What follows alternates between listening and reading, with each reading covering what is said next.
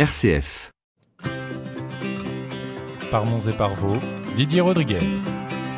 Didier Rodriguez qui est avec nous aujourd'hui en direct par téléphone. Bonjour Didier.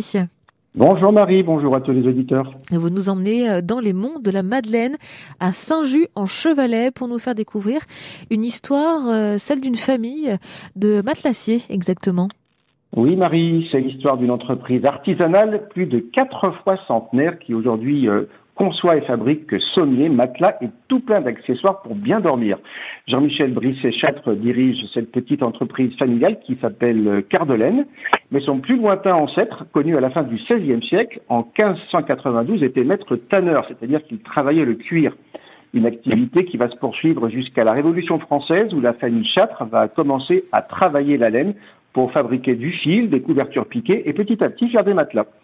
Alors, l'entreprise a failli s'arrêter plusieurs fois, mais il y a toujours eu un des hommes de la famille pour repartir et innover, comme nous l'explique Jean-Michel Brisset-Châtre.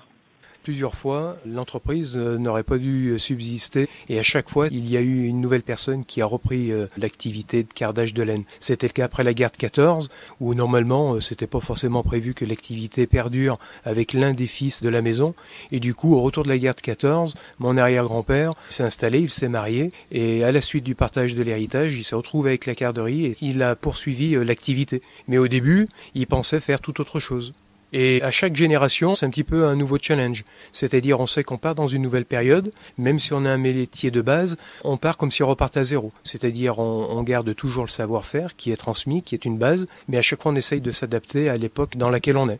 Donc avec sa modernité, ou parfois même comme maintenant, où on va rechercher encore un petit peu plus de tradition pour correspondre aux attentes que peuvent avoir les consommateurs aujourd'hui. Alors Didier, est-ce que la relève est assurée ?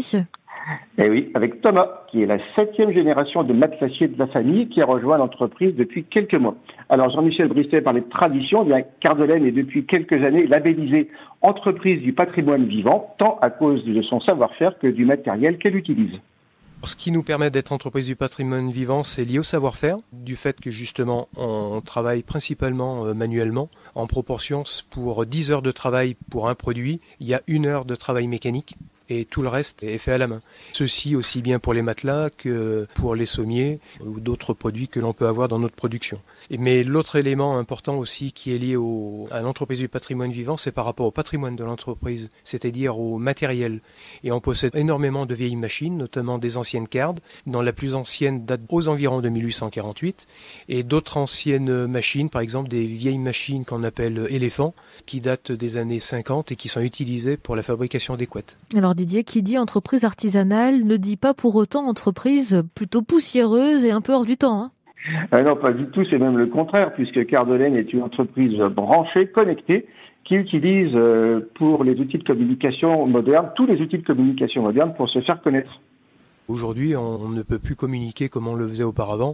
Il y a 2 générations, on se contentait de faire les foires et les marchés, et quand il y avait un petit peu moins de travail, on allait travailler à domicile, ce qui fait que les gens, voyant arriver le matelassier dans un village, on commençait par une maison, et puis il y avait toujours les voisins qui disaient « Tiens, il y a le père Châtre qui est là, on va en profiter, on va faire son matelas », et du coup, il y avait 1 semaine de boulot qui était donnée dans le même village. Aujourd'hui, on est obligé de communiquer à travers Internet, mais nous n'avons pas un site Internet marchand, de façon à permettre à ce que les clients rentrent en relation avec nous pour qu'on puisse les conseiller. Et puis après, pour communiquer aujourd'hui, c'est l'utilisation des réseaux sociaux, Instagram, Facebook, tous les différents canaux que l'on peut trouver aujourd'hui pour être au plus proche des personnes et pour leur montrer ce que l'on fait. Une entreprise donc moderne qui est aussi à l'écoute de ses clients, Didier. Oui Marie, car de nombreux produits développés ces dernières années l'ont été à la suite de demandes de clients qui ont exprimé des besoins en termes de qualité de sommeil et de confort. D'où toujours de nouveaux projets et un concept novateur proposé par Cardelaine depuis quelques mois. On a tout le temps des projets. On essaye d'innover de façon régulière tous les 3-4 ans. Là, on vient de mettre en place l'appartement de Cardelaine. C'est un concept qui est unique en France et même en Europe, et personne d'autre y avait pensé, où on permet à nos clients de pouvoir dormir au cœur des ateliers, 1 nuit ou 2 s'ils le souhaitent, pour pouvoir tester nos produits. Donc l'an dernier, on a eu une dizaine de personnes déjà qui, malgré la crise du Covid, qui se sont déplacées et qui ont pu profiter de ça et qui ont apprécié le fait d'être dans un appartement qui leur est dédié, avec nos produits et puis avec un accès complet pour visiter les ateliers. Voilà, ils sont en direct avec nous en permanence, quoi. Ils peuvent voir la fabrication, comprendre le processus. Et pour cette année, on a un nouveau projet sur un nouveau produit au niveau des oreillers. Voilà, on est en train de travailler sur un nouveau prototype avec différentes matières, un mélange de laine et de pur duvet. Donc un concept original, Didier, que cet appartement pour tester sa future literie avant de pouvoir l'acheter. Oui, Marie, on commande son sommier, son matelas, sa couette, ses oreillers, enfin tout ce qu'on veut, quoi, en ayant pu dormir 1 ou 2 nuits. C'est toujours mieux que de s'allonger simplement 2 minutes sur un matelas dans un magasin ou bien de commander sur Internet. Alors, si vous voulez découvrir en images les productions de la famille Brice et Châtre, eh bien, on va mettre l'adresse du site Cœur de Laine sur la page Internet de RCF, rubrique Parmont et Parvaux. Merci beaucoup Didier pour bien nous avoir emmenés aujourd'hui dans les monts de la Madeleine à Saint-Just-en-Chevalet. On peut retrouver donc votre chronique en podcast sur rcf.fr. À la semaine prochaine et très bonne semaine à vous.